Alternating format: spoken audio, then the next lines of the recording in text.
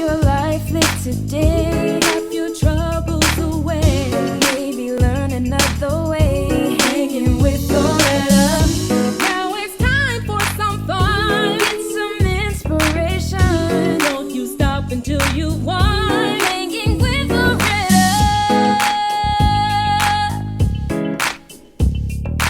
Hi everybody, welcome into the Loretta McNary show, and we are on location at the South Grand Hotel, the Peabody Hotel, and I had the most amazing pleasure of being Honarary Duckmaster, and now it gets better. We'll show you a lot of footage, we'll show you the actual footage of that happening, but I want to spend some time so that you can get to know one of my dearest, he's going to be my dearest friend because he is the most knowledgeable, a walking Wikipedia located here in Memphis, Shelby County. His name is Jimmy Ogle, and he is the Duckmaster here, and there is not another Duckmaster in the world. He holds the only title, and he's also a historian. So he's going to share a lot of history, not only about the Peabody, but that's where we're going to land and start. And then he's going to intertwine some things about Memphis that you probably didn't know or you wanted to know. So welcome to the show, Jimmy. Well, thank you, Loretta. It's a pleasure to be here. And congratulations on your successful march. 5 for 5 ducks out of the fountain, up the red carpet, up the elevator, across the roof while your hair was getting blown. Yes, I had that Farrah Fawcett thing going, but I didn't lose a duck. Didn't lose a duck, and we had a perfect fit today. So thank you for doing that. Okay, so the ducks we're talking about are those world-known 5 North American mallards, and I did some research, so I know the male is called a drake, and he's the one with the green head. He is astounding to look at, his color, and you can tell he's boss. And then he has 4 hens, the female ducks that were there too. Well, they're only here for 3 months at a time too. That's what people don't realize. These are wild ducks that are provided to us by a local farmer, and their wings are trimmed a little bit. You know, they grow back, they're not named, so they're here to, they don't fly off on the roof, you know. Okay. Because a couple of them did like one or flap. Their instinct is to flap their wings and go, but we got to teach them how to walk slow. Okay. And of course, they had to learn how to walk through the doors. They want to walk through the glass door. Never seen that before. Ride the elevator, walk up the red carpet, stay in the fountain. That water in the fountain is their comfort zone. And they're scared of the people because they have 2 eyes in the front of their head and their hands are claws, is what they think. So they stay there for 6 hours a day and come back out at 5. So it's 11 o'clock and 5 o'clock every day. A tradition that's over 80 years old that all started as a practical joke. I read that today. I'd heard it before, and then I read how it started with the general manager trying to play a trick. Well, they'd gone hunting, and they had a little bit too much Tennessee sipping whiskey on the hunt, apparently, they said. And they forgot to leave the live duck decoys on the farm. They were allowed to have live duck decoys at that time. This is 1933. So when they got back to the hotel, they realized the ducks were in the car, so they snuck them into the lobby as a joke on the staff. But the ducks didn't go flying around and cause any chaos, and the next morning the general manager came down and the fountain was calmly floating in the fountain. And guests gathered all around gawking at the ducks. So they pleaded with him to let them stay. So the joke was ultimately on him. Yes. But they stayed, and it's the start of a great tradition that over 200,000 people from all over the world come annually to enjoy. Annually. And we had like, I don't know, it was like a ton of About people. 200 people, About 250 people a day. 250. On a Tuesday afternoon or Monday afternoon, March. Be here on the weekend. And I'm telling you, it is a sight to see, and you're animated, you're full of energy, and you're sharing all this history with us, and you have us captivated. And you're the only person standing in the way of us seeing those ducks, but because of the way you deliver your presentation, we're just like embracing every word that you say. On the universities listening to this history that you're feeding us while we're waiting on the world-known ducks. Oh, you just like this red jacket. I do. I'm loving red just this year, though. Well, the ducks kind of pay attention to it on this cane we have. You saw how they responded to the cane. Kind of gently, so we're real gentle with them, no fast motions. We don't talk to them, we don't touch them, we don't have nicknames. We don't give them treats and try to teach them how to go somewhere. You know, they don't see me put their food out at night. Wow. We just have a little bit of a standoff relationship. So you say they're here only 3 months and then they're released back into the wild? On the farm, when their wings grow out, they get released to the wild. Okay, so how long does it take to train them to come from the penthouse, their penthouse on the rooftop here, get on an elevator, stay until those doors open, and as soon as the doors open and that music starts playing, it's like they're like, it's my turn, and they just do that little thing on the red carpet? It takes about 2 days to get them used to going from the duck palace over to the elevator, in and practice that while the other ducks that are still here down in the fountain. They share the duck palace up there. And then the very first time they come out on the red carpet, into the fountain, in front of the people, to the music, that's cold turkey.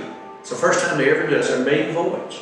So you don't know how they're going to react. So we have the people kind of tight, kind of building the wall there. And this set 2 weeks ago, their very first time, got all the way up to the red steps and decided to take a right turn and went underneath the coffee table by you. 2 of them did. 2 of them went to the gift shop. I was mortified. Everybody was laughing and loving it when they messed up. You know, they didn't know. It took about 10 minutes to get into the fountain. I felt like the greyhound dog at the track running right after the rabbit. You know? Only job in the world you can completely fail at getting A+. So you just hold your calm, you just kind of calmly get them in there, and everybody's taking out their touch phones now, taking pictures. You know, when it snowed here back in January, we brought the ducks across the roof in the snow. Oh, wow. And our PR staff videoed that for Facebook. We had 250,000 hits in a day. Ducks marching in the snow. In the snow. So, right? They're like the postmaster. You know, rain, snow, or sleep. 7 days a week. The ducks march 7 days a week. I had the good fortune of having an associate Duckmaster here on Wednesdays and Thursdays, Doug Weatherford. Okay. And then as we set this up with our security staff to kind of monitor the crowds, we don't want people standing in front of the lobby blocking views. So we have to have security to help keep some people back. Let the kids come sit on the carpet. People go up to the mezzanine. We have managers here that help, you know, do the good PR, trying to hold people back, because sometimes they just don't understand this. There's 300 or 400 or 500 people watching this, and there's not space for everybody to go exactly where they want to go at the front row. I mean, people get here an hour ahead of time. I know. The first time I saw that. All over the world. All over the world, yes. I mean, you have the Harlem Globetrotters, you have the Bloodweiser Clydesdales, the Peabody Ducks. There's not too many things like this that are one of a kind in the world. And I'm the Duckmaster. Somebody came in the other day and said, well, I met 3 astronauts. I'm going astronauts and I do Duckmasters. Okay. I never thought that was such a deal, but it is. I'm thinking this is like one of my favorite all-time in my career as a TV talk show host. One of my favorite moments today. You know, and it all started when Mr. Pembroke came here in 1940, a former animal trainer for the Ringling Brothers and Marvin Bailey Circus, and he told management he could train them to come up down the carpet. So he was Duckmaster for how many years? 50 years. And the building's named for him over on South Main Street, you know, Edward Pembroke. And his portrait hangs in the lobby here. He's very cherished as the original Duckmaster. The original Duckmaster, who actually was his idea to train them to do all of this? And do the red carpet and somebody to get the music to play. That's John Philip Sousa's King Cotton March. There are books written about this. Teachers teach us in class. I sign autographs on books. I want your autograph before I leave. So what we're going to do now, we're going to take a break, and I'm going to show you some video footage of the ducks. And you being the star. And they are actually the star. I was just trying to be the co-star. We'll be right back with more Jimmy Ogle in just a moment here at the beautiful Peabody Hotel. Bring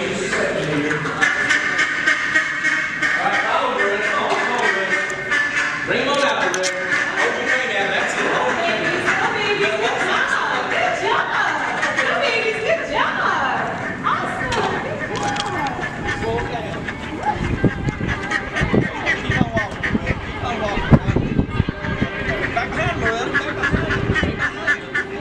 I'll stay on the side. You got me behind. There you go. Right, there we go.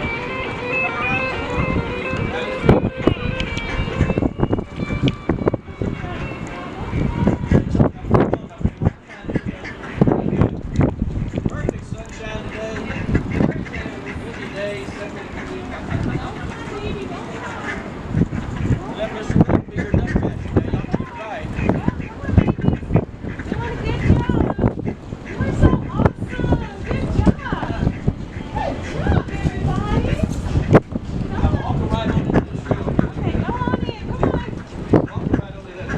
Stay back. Look in front of you. Walk in. Stay right there.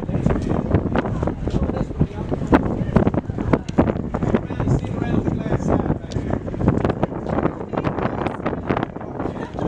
You did a great job. Thank you. They were so awesome. I'm fascinated with them. We get all kind of food. Oh, look at there. What a beautiful day for this.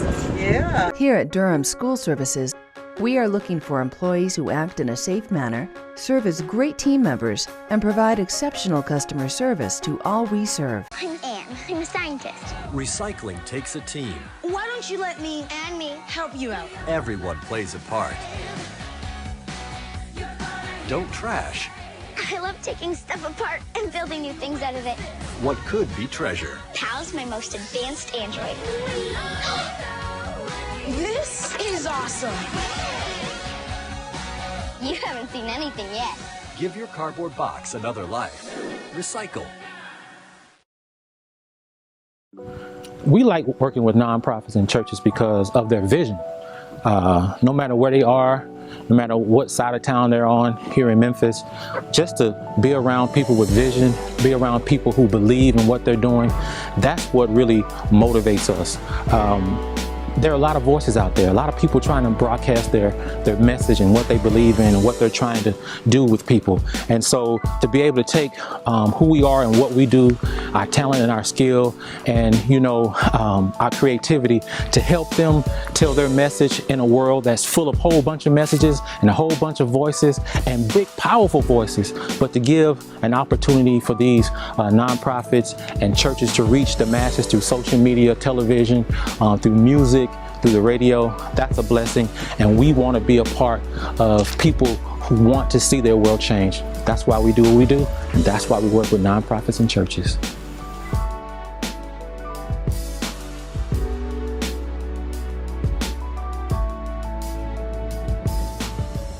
All right, we're back. I hope you enjoyed the footage of my new 5 friends and me trying to lead them to their penthouse on the rooftop. And of course, this is Jimmy Ogle. He is the amazing Duckmaster here at the South Grand Hotel, the Peabody, right here in Memphis, Tennessee, and full of information. He just was blowing my mind with the information he was sharing about Memphis music and how it related to all over the world. So you're going to hear more about that. He's also, as you'll get to know, a historian, so he knows a ton of stuff about this great city we call home. So we want to talk about, so you've been here, and I thought you've been here forever. You told me like 5 months. A month.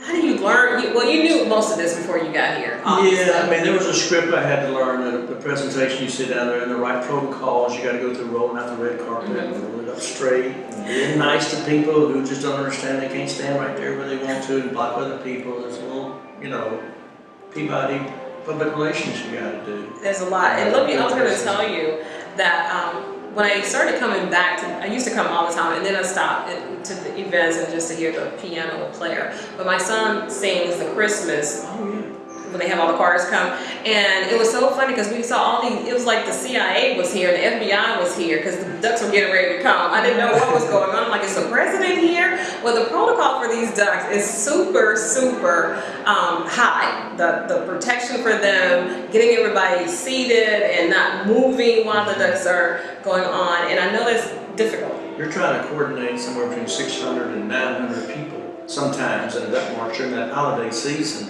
from all over the world. Some of them don't speak English. I've sat there and told somebody 5 times a move, and I said, you can speak English. You finally figured it out. They just don't speak English. And in the midst of the holiday season, the big 32-foot tall Christmas tree here from Thanksgiving Friday, we light it, bring Santa Claus down, and then every day at lunchtime through like December 17th during the week, we have a different high school choir perform. And Tommy Pardue provides that Yes, I know Miss Tommy. And of course, a lot of people come in for that. And we have all these Christmas parties here. And a lot of empty nesters say, this is my Christmas now. My kids are grown. This is where I come. This is the most festive place in Memphis. Remember the old Enchanted Forest and Goldsmiths and stuff over the but this is one of the most festive places in Memphis. With the mezzanine and the lobby all decorated and all the different Christmas menus or holiday menus here. And people just love it here at holiday time. They love it. So I want you to tell us about some of the people who have been Honarary Duckmaster, because I'm truly, truly honored. Back in December, we had Elmo and Cookie Monster from Sesame Street. They were at the Cannon Center, and they came in. Seriously? Oh, yeah, Elmo and Cookie Monster. Okay. I read that, but I thought it was years ago when that happened. That was last December. Okay, last December. Oprah Winfrey was here before I was here. I know that. Gosh, I don't know some of the names of Honarary Duck. I think Lisa Marie Crescent and Michael Jordan. I'm not exactly sure, but a lot of times it's just children. Yeah. There's an honorary Ducky Day package you can buy. I saw that online. And they can stay in a hotel and get the full experience. They get me about 30 minutes each time. And I tell them stories and give them a duck-shaped cookie and a little pinwheel right here. You see. I'm definitely honorary now. And you're going to show them your certificate, your My proclamation. certificate, my I was honorary cake. Duckmaster 7 years ago as a citizen or something like that for the Peabody. And I also thrown a baseball out at the Redbirds game. Those are highlights. Oh, that's First next. pitch, yeah. That's next to do the first pitch. And just to be in front of all these people and see the ducks do their thing, just it's a the relationship between humans and animals and humans and ducks. It's such a cute, soft, peaceful, cool thing. It is, and it's universal. Everybody loves the ducks from, like you said, all over the world, and everybody it's like family. They were waving at me and taking pictures of me too and asking me who I was. And like, you can't be a regular tourist. You're so, this lady said, stunning. My job during the day is to wear this red coat I and like answer that. questions and take people on the landscape boats and tell the history there, or come up to the mezzanine to our memorabilia room. This is over on the second floor. Okay, let's talk about this room we're in, because I love this There's room. memorabilia here, pictures. There's Abbott Costello, Joe DiMaggio. Here's Robert Brinkley. So we were founded in 1869. And Colonel Brinkley's good friend, the philanthropist George Peabody, passed away that year. He helped me get funding for the railroads. He's a big railroad builder. You know, the first railroad to connect the Atlantic Ocean with the Mississippi River came from Charleston to Memphis in 1857, then on to Little Rock. And Mr. Brinkley, Colonel Brinkley was involved in that. And that time, most railroads were about 100 miles long, so it was just like going to the moon at the time. It was a huge deal. We had a big celebration called the Wedding of the Waters here. You know, so that's Colonel Brinkley there. There's Frank Shutt, our general manager, who typed up the Elvis Presley contract right up here. November the 21st, 1955, Elvis signed his receipt for his first RCA recording contract in this lobby. Wow. So typed on Hotel Peabody Stationery. Coincidentally, Mr. Shutt was also the same one who brought the live duck decoys in. So he's a pretty famous guy. One of the breakout rooms is named for him. Here's a picture of Kenneth Wilson, Philip Belts, and Abe Plow. Kenneth Wilson changed the way the world traveled. Yes, Holiday Inn. The first overnight roadside lodging chain. Philip Belts, the real estate, industrial warehouse, commercial buildings there. Schaefer Leap's name from him. And Abe Plow, the chemical company, Sherry Plow, Coppertone, St. Joseph. He lived in a hotel for a while in the 70s. Then back behind us over here, where's the Skyway room back from in the 1940s? One of 3 rooms in the whole country that plays swing music over CBS National Radio Network. One of 3 in the country, and Sam Phillips was an engineer for that.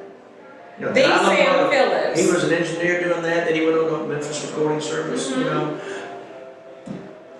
Neil Diamond wrote Sweet Caroline in here. I was going to ask you to tell us about that. You know, I mean, there's so many. So Ferry Lewis in 1927 recorded in different hotel rooms in here.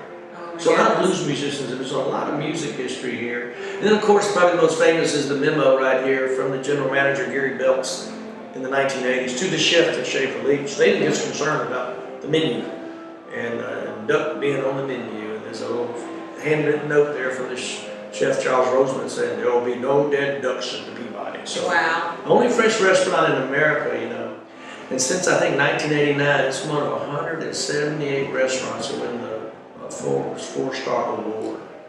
Award there in the whole world since 1989. How many? One of 100, like 180. And this hotel is one of like 500 since 2008 that's won that award. So this is a very highly acclaimed hotel here in downtown Memphis. Now think, when this was closed for 6 years in the 1970s and bought at auction on the courthouse steps. That picture's right up there. We're on our video here.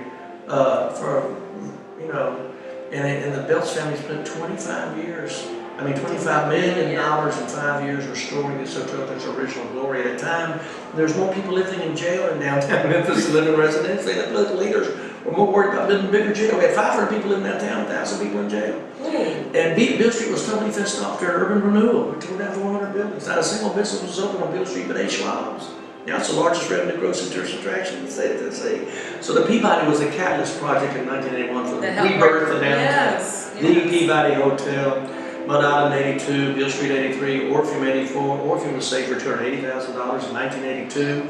The Rainbow Hotel was saved for $144,000 in the quarter. So less than $1 million. You say the Peabody, the Orpheum, and the Lorraine. Now those are the 3 cornerstones of cultural downtown Memphis. And the things have added. There's over 25,000 people living downtown now. 100 restaurants of all kinds. 15 great museums, 10 million visitors a year. Hospitality and tourism is our number 3 employer in Memphis. Yeah. We're very organic with our tourism. We don't have a theme park or a water park. We're music and civil rights and Civil War and food, barbecue, those type of things. We're Americana. And music, yes, we are. Music and all from the blues, the first blues song being published here, to rock and roll beginning here, to soul music beginning here with Stax, Son, W.C. Handy, Bill Street. It's an amazing story here in Memphis. And so we have, how many restaurants are in this hotel now? Oh, there's Chez Philippe, our French fine dining restaurant that wins all the awards. We have Capriccio Bar and Grill over here, where our brunch is on Sundays. You know, we have the deli and bakery over here, the corner bar, the lobby bar. And of course, we have catering of all kinds. And there are shops still here. Shops, the Lansky brothers. You know, Mr. Lansky's the one that gave Elvis his clothes to go on Ed Sullivan for the first time. And Elvis remained loyal to him all those years. There's a lot of fabulous stories. It's like a mini museum in itself. We'll have to come back in some time and talk about other history besides just the Peabody. Yes, we will. Since you are so much a historian and he knows information, he has amazing recall, and he is the Duckmaster. And just remember, in the words of Jack Belts, who's the corporation of this, if there's going to be a Memphis, there'll always be a Peabody Hotel.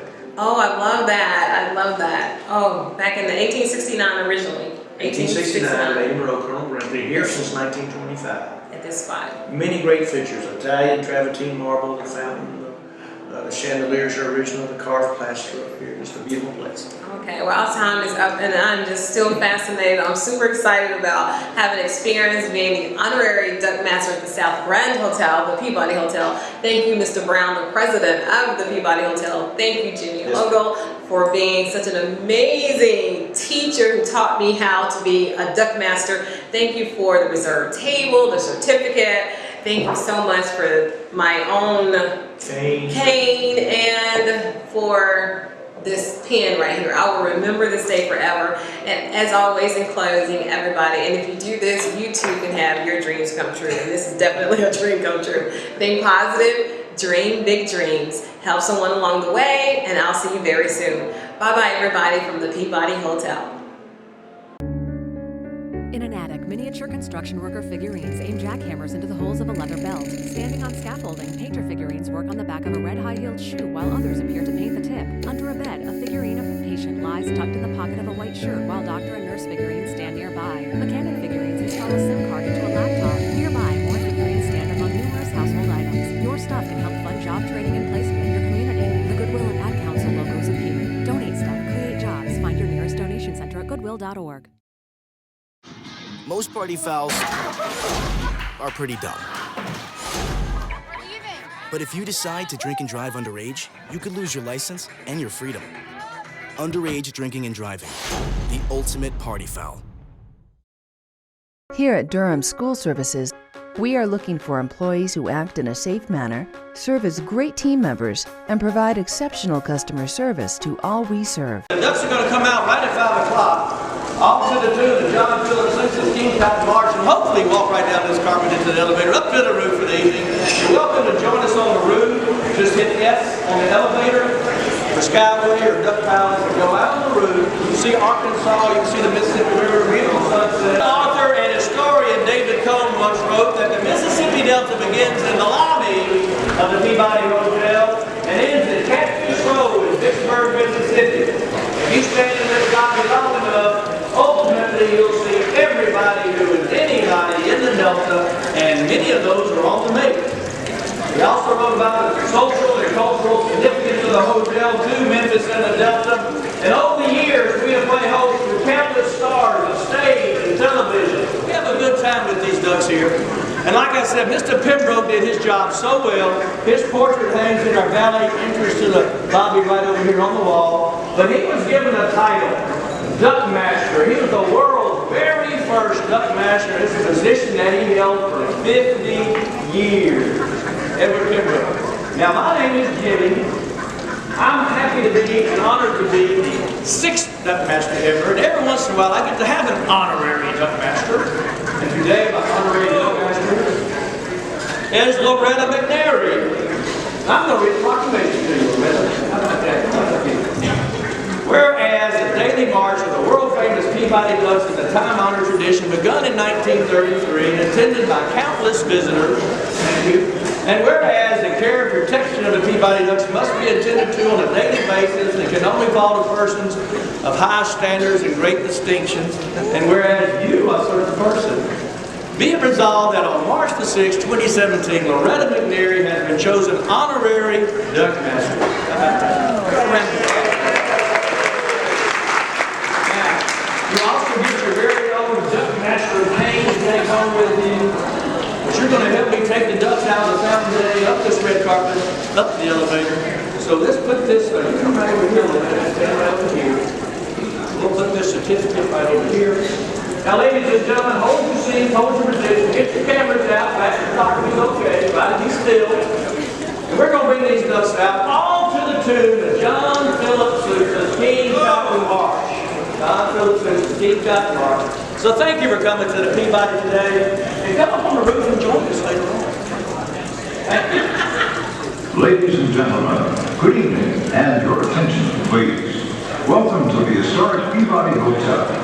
At the center of the grand lobby, the point where the Mississippi Delta has been said to begin, stands the classic Peabody fountain, carved from one piece of Italian travertine marble. Although famous in its own right, the fountain is better known the world over because of its residents. If I may direct your attention to the fountain now, you will witness a tradition begun in the 1930s at the South Grand Hotel, an experience uniquely yours as a guest of the Peabody. Preparing to return to their penthouse on the plantation roof. I'm Anne. I'm a scientist. Recycling takes a team. Why don't you let me And me. help you out? Everyone plays a part.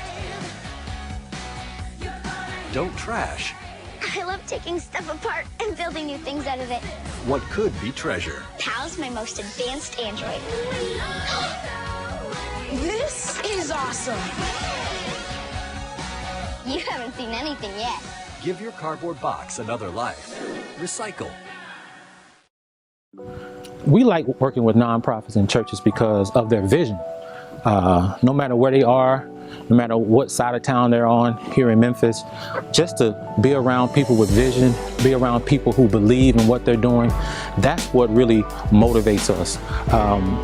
There are a lot of voices out there, a lot of people trying to broadcast their message and what they believe in and what they're trying to do with people. And so to be able to take who we are and what we do, our talent and our skill and, our creativity to help them tell their message in a world that's full of a whole bunch of messages and a whole bunch of voices and big, powerful voices, but to give an opportunity for these nonprofits and churches to reach the masses through social media, television, through music, through the radio, that's a blessing. And we want to be a part of people who want to see their world change. That's why we do what we do, and that's why we work with nonprofits and churches.